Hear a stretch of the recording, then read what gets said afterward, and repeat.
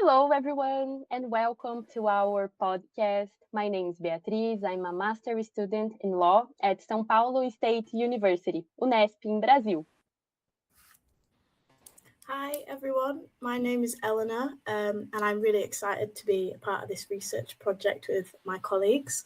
I'm an undergraduate student at Newcastle University studying global law with a particular interest in how the law operates from a global perspective and how it shapes governance across the world. Hello everyone, my name's Leo. I, as well as Eleanor, study global law at Newcastle. Also, I'm very excited to work on this podcast to really delve into the interconnections that global law allows and just how it functions. So yeah, I'm very excited. In today's episode, we'll be discussing mineral extractivism and its global dimensions. Today we'll explore how large-scale mining projects connect to issues such as infrastructure, international markets and governance, and also their social as well as environmental impacts. To guide this conversation, we're very pleased to welcome Professor Mosquito, who will help us reflect on these topics from both a comparative and critical perspective. Professor Mosquito is a PhD candidate and a senior government and defence professional with extensive experience in cybersecurity, space policy, electronic warfare, and international cooperation. Professor Mosquito's academic background includes a master's degree in information technology from the State University in New York at Albany, postgraduate studies in cybersecurity, data protection, and cyberspace operations, and a bachelor's degree in computer engineering and management from Jean Piaget University at Angola. And he has also been actively engaged in fields of compliance and ESG, integrating technology, governance, and sustainability perspectives throughout his professional and academic career. So we would like to welcome Professor Mosquito. Thank you for having me. Professor Mosquito, to begin our discussion on mineral extractivism, we would like to start with a historical comparison with the Brazilian case, which may help us better understand some of the contemporary challenges faced by Angola. In Brazil, during the military dictatorship, the Grande Carajás program was created as a large-scale state-led mining project in Amazon. It didn't involve only the extraction of iron ore, but also the construction of an integrated logistical system, the mine, the railroad, and the export port. This entire structure was designed to ensure the rapid and efficient flow of iron ore to the international market, directly connecting the Amazon to global industrial centers. Part of the critical literature argues that this model consolidated what's known as enclave economy, a highly modern export-oriented infrastructure that remained poorly integrated into the regional economy. In other words, it created a dynamic in which profits circulate globally, while social and environmental impacts remain concentrated in local territories, producing a kind of unequal geography between those who benefit and those who absorb the costs. When we look at the Lobito Corridor in Angola, we also see a large railway and logistical project connecting mining regions in the countryside of Africa to the port of Lobito on the Atlantic coast. As in the Brazilian case, the proposal is to make this road the most efficient channel for exporting minerals to global market. In light of this comparison, do you think the Lobito Corridor risks reproducing the same enclave logic observed in Brazil, functioning primarily as an export corridor oriented toward global markets? Or are there mechanisms capable of ensuring that the corridor promotes genuine economy integration and effective development for local communities? Thank you, Beatriz. Thank you, Leo. Thank you, Eleanor. It's a great pleasure to meet you guys, and it's an honor to be part of your podcast. I'll do my best to explore my English and try to find the best words to explain what is my visions about this problem. So what I can see right now is a very similarity between the Grand Carajó in Brazil and Lobito Corridor. The big difference is that this corridor, this railway is already there, and these old parts, and we can look to Lobito as an old project back by the year 1974, 73, I guess, when Portuguese used to run Angola. They built this to rapidly extract all the minerals around these regions. So after that, Angola became independent, 1975, and we did have, after the independence, next day, 27 years of civil war. And this civil war, we destroyed the country, and most of those big projects, they just stopped it because was not a good environment to do this kind of project, because the country was in the civil war. Nobody could use the trains to extract the minerals. But most important, this corridor connects Angola, Zambia, and Congo. There are three countries connect in this corridor. Like I said before, during the war, the extractors stopped, and they just start a few years ago, again, the project rebuilt. The question you're gonna ask me why the project came back after all those years is because the geopolitical situation. There is China and the other part of the Africa continent was using the same corridor, and I strongly encourage you guys to look at it. And China was about to connect the African continent, like cross-continent completely, if China took the Lobito Corridor, because there is another corridor that's go with Tanzania, Dar es Salaam, and go to the Indico Ocean. So, and connect in the both oceans, would be like strategically very good for whatever take first. So United States of America and the European Union decide to invest in this Lobito corridor. So they can take rapidly the minerals from Congo, Zambia, and also Angola, and export by Lobito port, that is a deep water port in Lobito, that is a municipality of one province in Angola called Benguela, and take quickly. And I like to call here one concept, the concept of take and run. As an African man, I would like to see those projects bring like development for the community around. But most of the time, when the train cross those community, what they're gonna see is like smoke and the warning and cross it.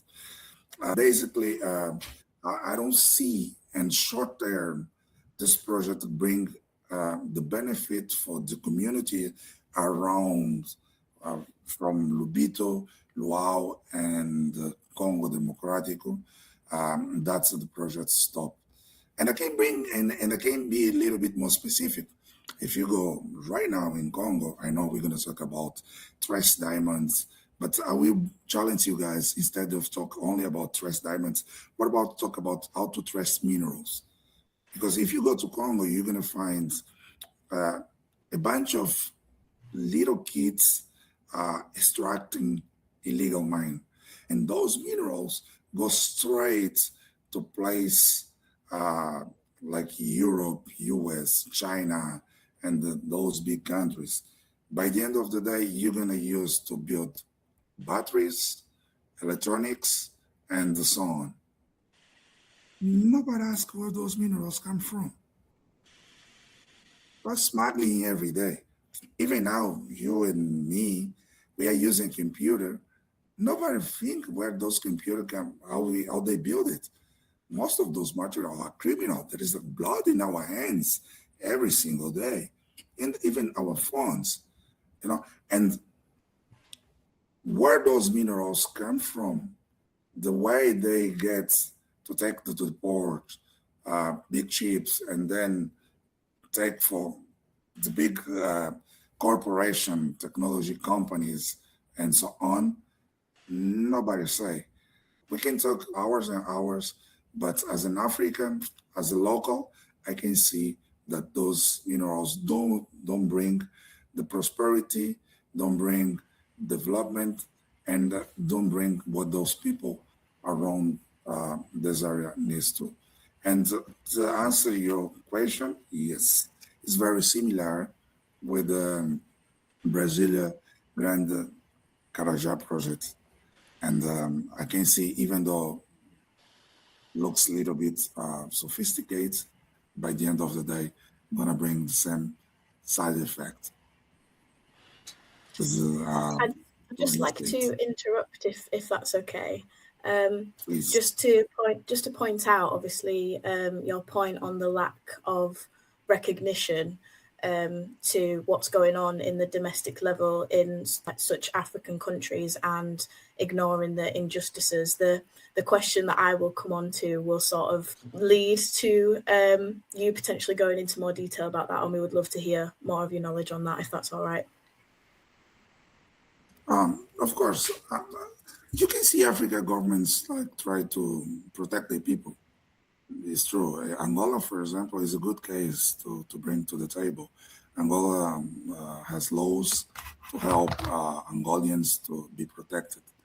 But Angola is just the way right now. They don't explore Angola right now.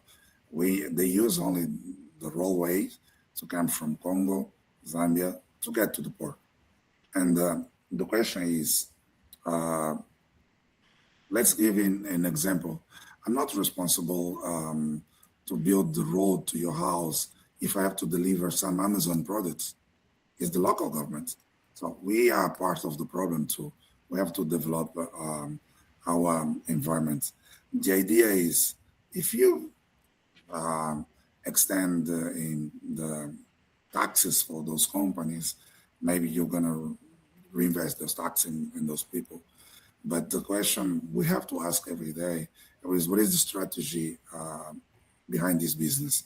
The strategy is to make sure that we're gonna have every week a ship of minerals from Angola to Europe, to US, to China. Or what is the idea? Is to make sure that this way the train gonna make those people gonna have like better environment. This is something that we have to ask. And what I see right now is there is not like a solid project, no either a solid intentions from those countries who export those minerals to invest in the local community. And so you can try to see basic investment, water, education, healthcare. No, there is not. Sometimes no electricity. Sometimes you don't find like a good road. And just a train cross from one continent, cross country, Angola completely, go to the port, deliver the minerals and ship it. The question is, what we can do. We could develop real projects to help those people growing socially and have their life with better quality. And yes, we are part of the problem too. We have to come with a good strategy. The solution is not to stop export or import. The solution is to build a strategy, how to retain and develop. The train could go, for example, with the minerals, full of minerals, and come back with full of warps. For example, let's say, oh, we're gonna send a container with the computers or medication or other food for these people. Come with mineral in one direction and come back with another direction with something to help those people, and stop every place and say, what you guys need? How can we help you? This could be a solution. It's a one-way relationship. That's why I like to bring the concept of take and run. Take all the material as much they can and run. Right? Thank you, Professor. Your question? That was really helpful. It's really upsetting to realize that so many large infrastructure projects still struggle to generate meaningful local development, and that communities often don't experience the benefits they were supposed to bring. Well, shifting the focus of our discussion slightly, let us move away from the infrastructure of logistical centers and look at what is actually being transported along these routes. In this regard, it's impossible to ignore the historical weight of diamonds in Angola and the country's role in consolidating the Kimberley process, an international regulatory mechanism created to prevent the commercialization of diamond associated with armed conflicts. However, despite such regulatory efforts, the devastating impact of so-called bloody diamonds is perhaps most starkly illustrated by the case of Sierra Leone. That leads me on to my question for you, Professor Mosquito. So this is like Beatriz has just discussed there, in regards to the use of blood diamonds in the funding of many conflicts to undermine what is legitimate governments.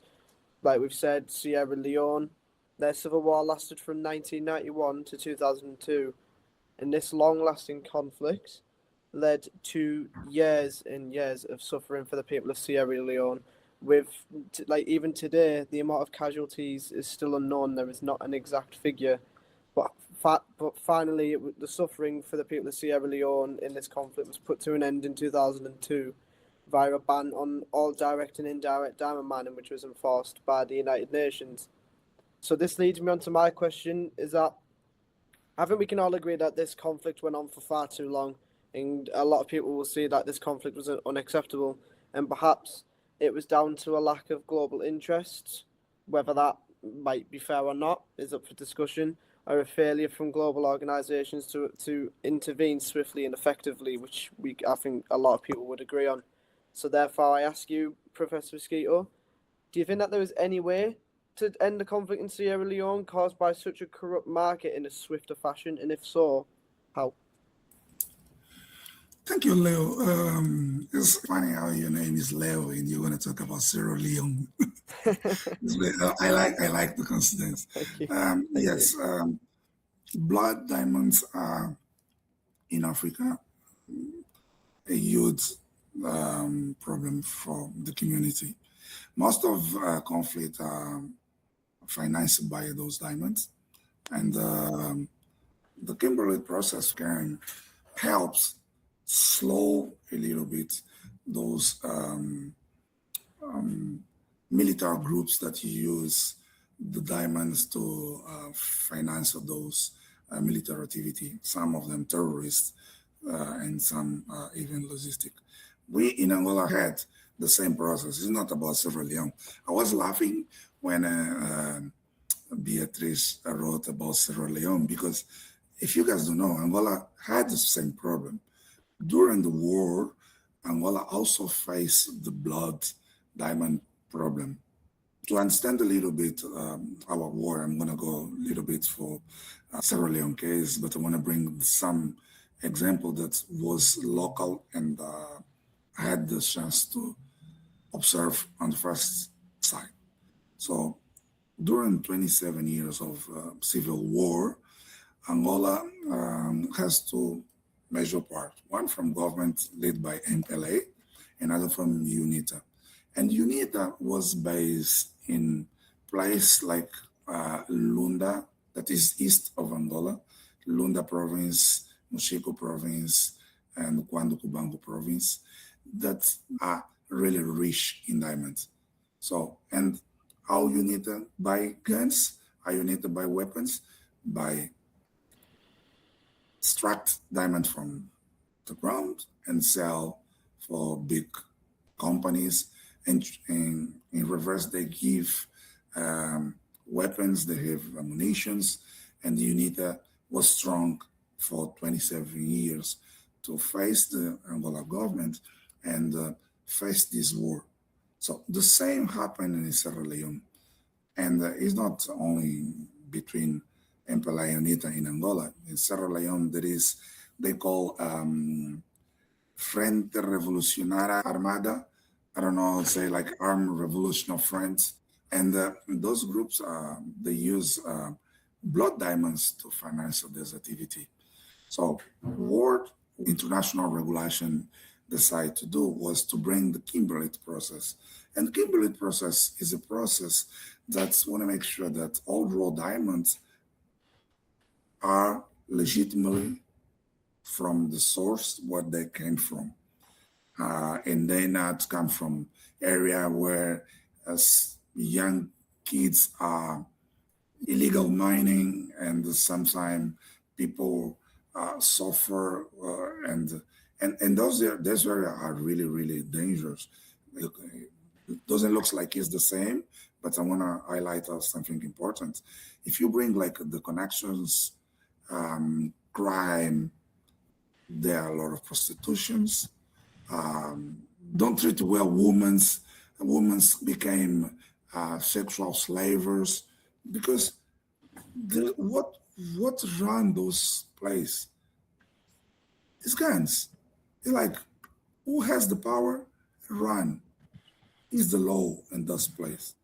And can you imagine, I don't know how old are you guys, at 10 years old, young kid has to stay all day digging to find the diamonds, and then bring to the leader, the military leader, and they just sell, and they just like re-abastas or refilled the logistic system with the weapons to take care of the military.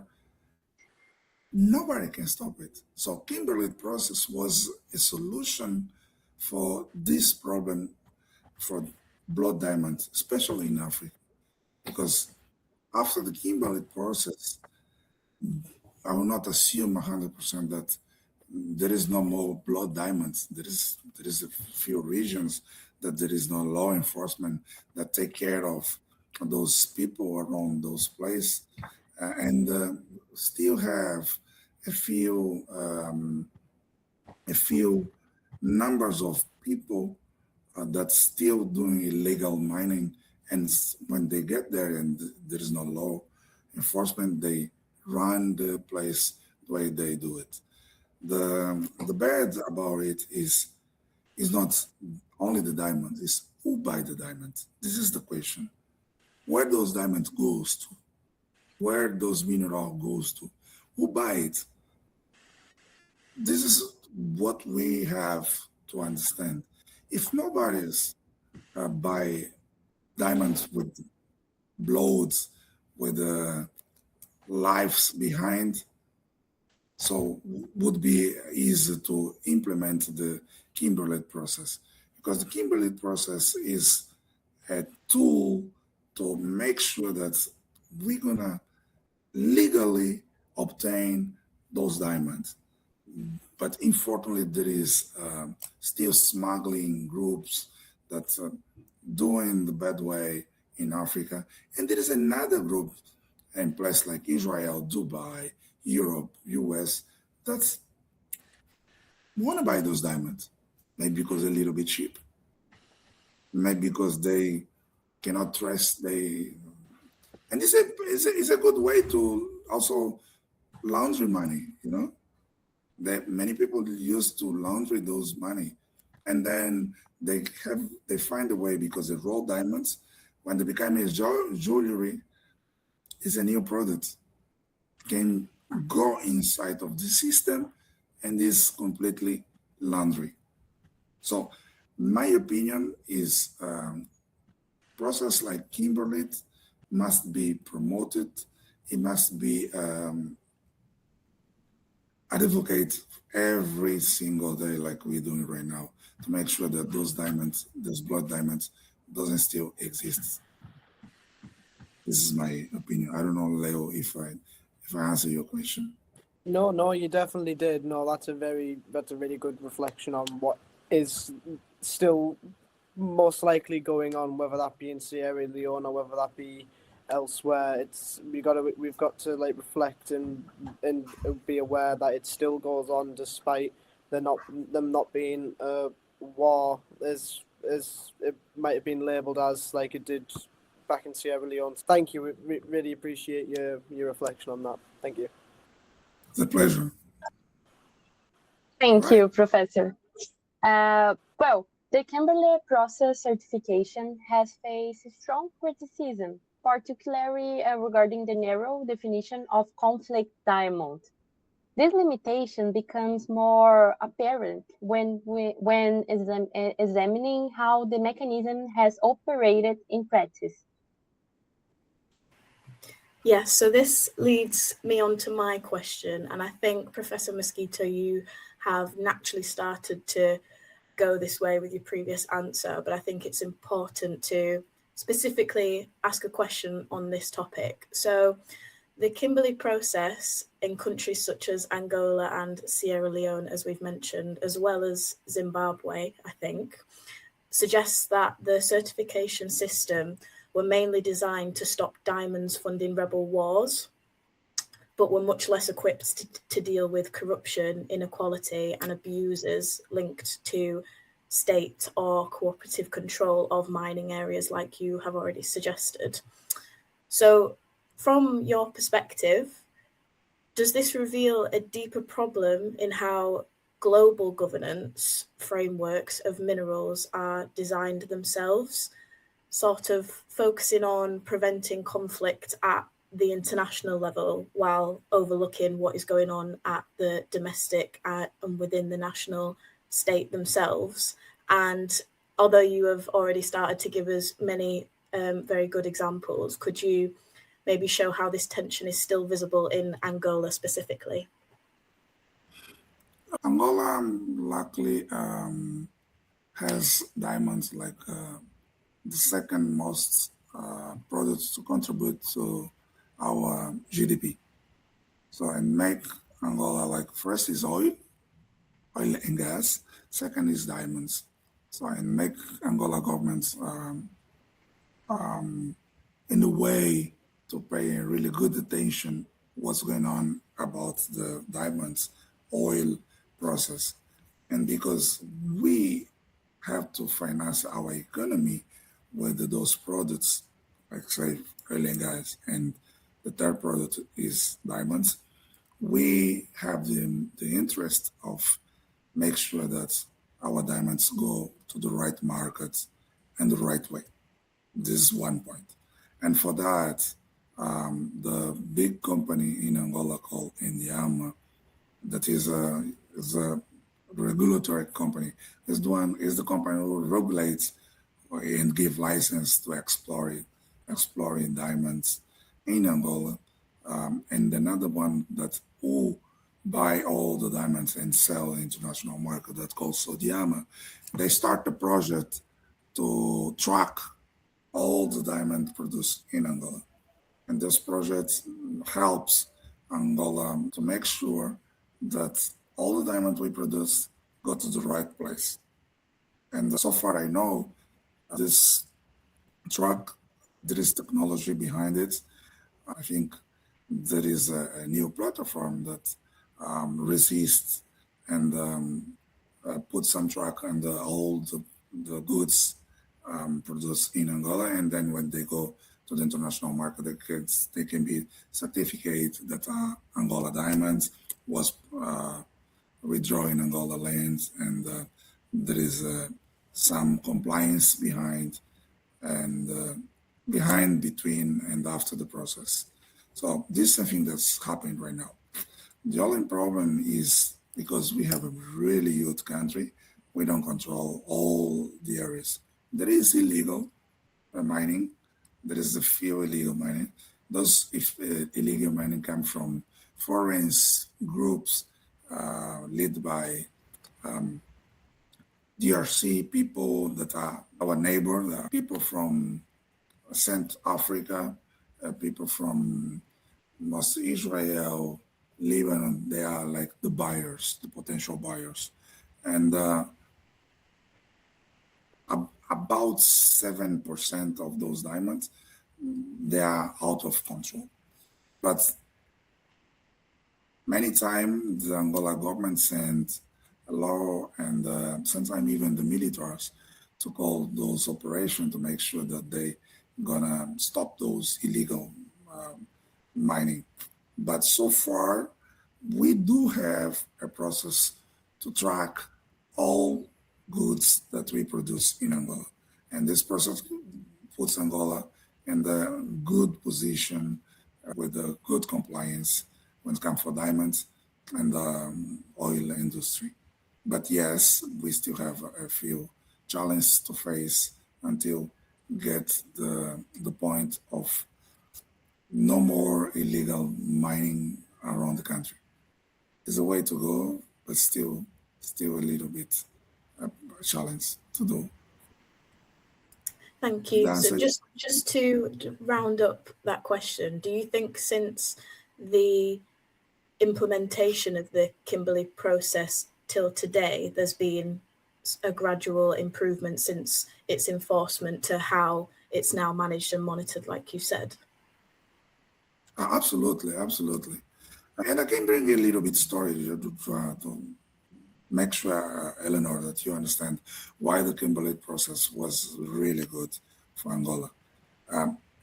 If you go a few minutes back, remember that I told you the blood diamond used to be the UNITA, that was the rebel group back on time, way of financial the conflict.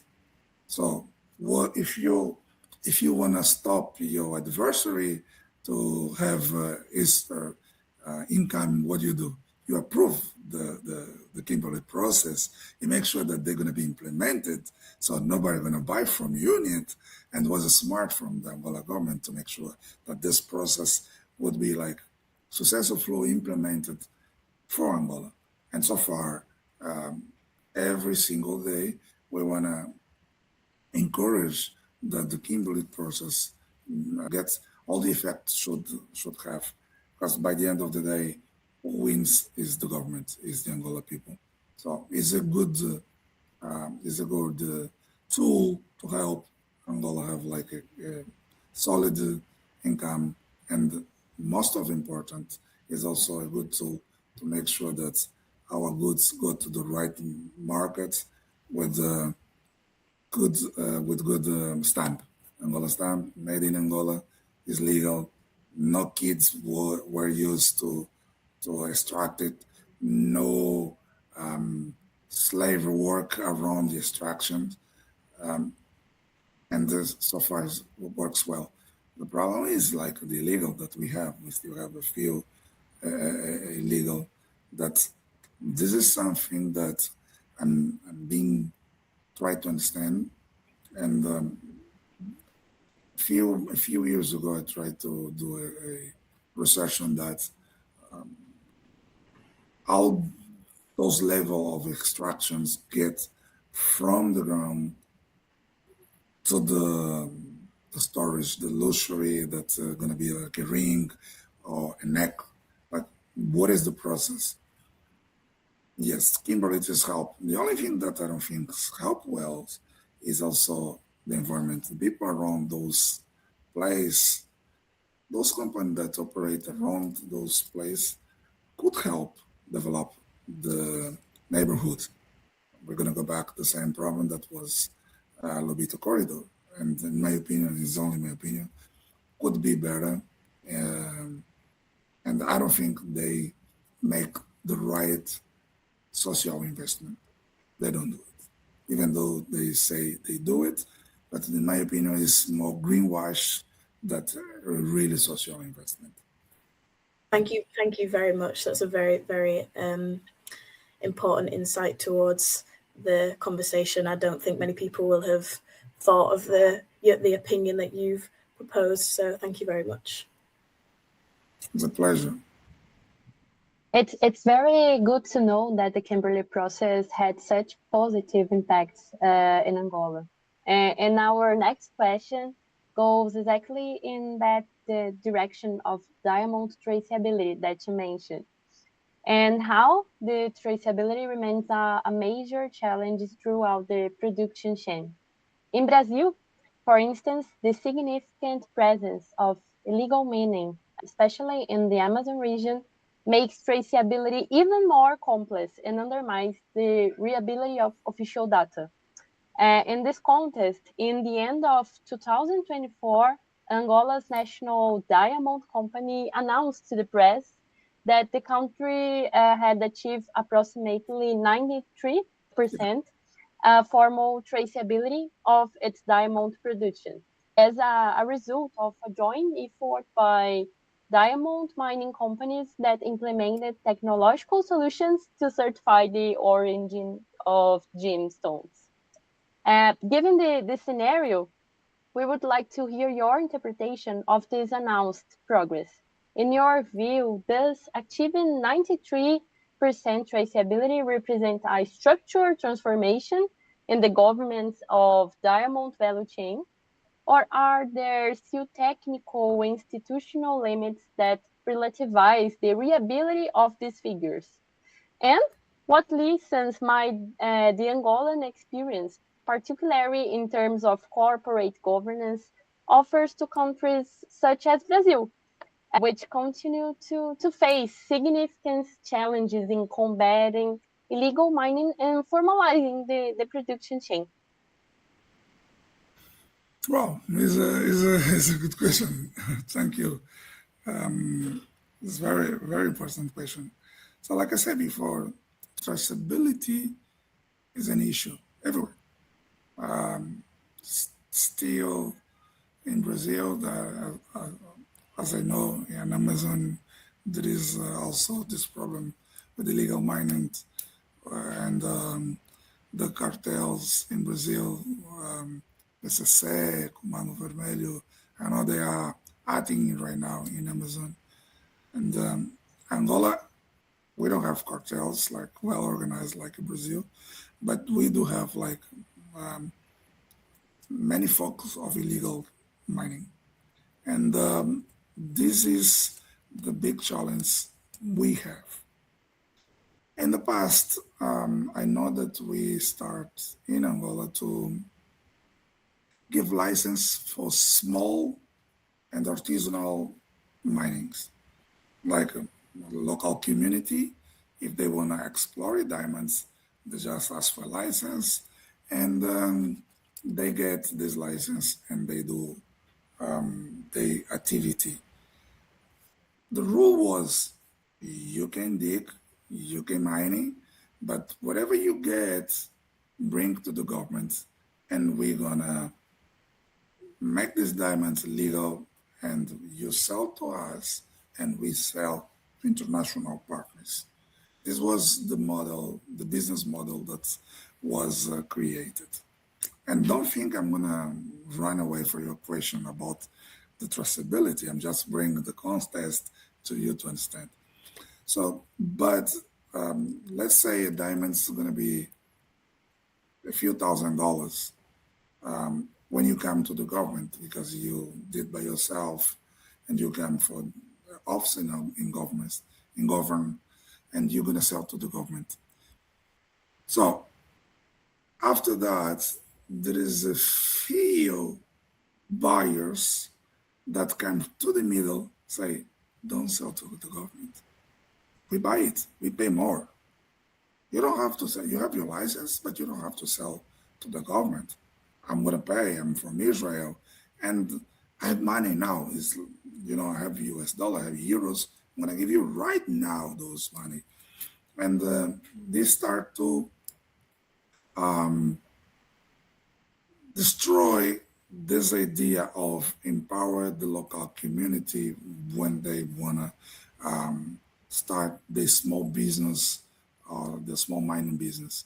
And most important, those buyers did not only pay a little bit more that they were supposed to have from the government, that they start to invest and get those licenses that was supposed to be like an artisanal process. They invest heavy machine because this local have the money, and they start to do like industrial activity. But remember, this diamonds should come to the government, and the government gonna get those diamonds, makes to sure that they're gonna track, make this traceability, and then export. If you have something in the middle, like a guy come from nowhere and put heavy machine with an artisanal license, but start to do like industrial exploration, they violate the law first. Second, those diamonds doesn't go straight to the system that must be traceable. So those are the 7% that we are losing when it comes for traceability. But all the goods produced by the companies like Mina de Catoca, Catoca Mine, Lulu Mine, all the mining in those provinces, they have the obligation to bring those goods to be traced and put inside of the system that makes sure that gonna track all the diamonds from Angola. And yes, those 93% is used by good technology, good system that help the Angola government to control all the production that we have inside the country. Yes. Thank you, Professor Mosquito. That's a very interesting final reflection. And we can see that it really helps to bring together the different dimensions we explore throughout this conversation. It's been extremely valuable to hear your perspective on these issues, particularly given their complexity and global relevance. As much as we'd like to continue the conversation, we are running a bit short on time, but it really has been, I think I speak on behalf of us all, it's been a very truly enriching and thought-provoking exchange with you, Professor Mosquito, and again, I believe I speak on the behalf of us all. We're very grateful for your time and sharing your knowledge with us today, so thank you very much. And to everyone who will be listening to this podcast, thank you for joining us in this discussion on mineral extractivism and global governance. I've personally, like Leo's just said, really enjoyed the discussion and I'm very, very grateful for your input, Professor Mosquito. And we hope this conversation has offered a new perspective and encouraged others to reflect on these important issues in other countries around the world. Thank you very much. It was a pleasure having this discussion with you guys. I hope you guys graduate soon, and some advice. Come study a little bit about Africa continent, and make sure that those reflections gonna call your attention. What about the research project about the minerals from in Congo or Angola, how those minerals get to the final destination? The most important question that we have to ask just to finalize is a question that I wanna ask you guys. Is not how there's gonna be a conflict, blood diamonds, minerals beds extracted. The question is, what about the buyers? Mm-hmm. What about the buyers? The final product go to who? We have to also, in somehow, think about those people, those companies, and try to bring them to justice too. It was a pleasure to talk to you. I hope I give the answer you guys wasn't looking for. And thank you very much. Muito obrigado. Thank you.